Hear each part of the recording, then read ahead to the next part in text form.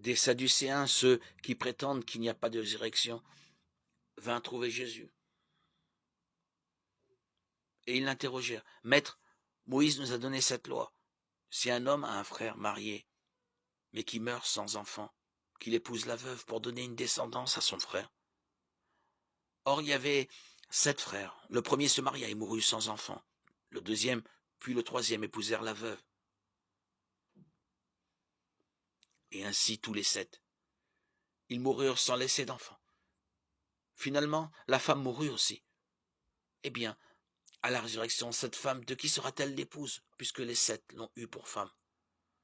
Jésus répond, les enfants de ce monde se marient, mais ceux qui ont été jugés dignes d'avoir part au monde à venir et à la résurrection d'entre les morts ne se marient pas, car ils ne peuvent plus mourir. Ils sont semblables aux anges, ils sont fils de Dieu, en étant héritiers de la résurrection.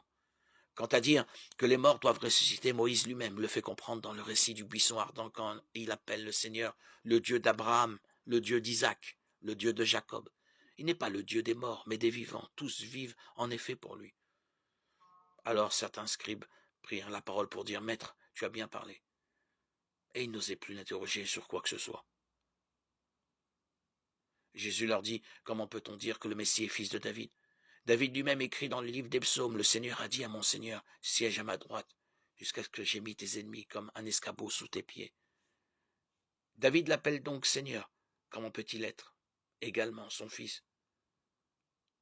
Comme tout le peuple l'écoutait, il dit à ses disciples, méfiez-vous des scribes qui tiennent à sortir en robe solennelle et qui aiment les salutations sur les places publiques, les premiers rangs dans les synagogues et les places d'honneur dans les dîners.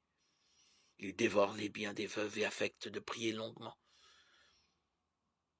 Ils seront d'autant plus sévèrement condamnés. Luc 20, 27, 47.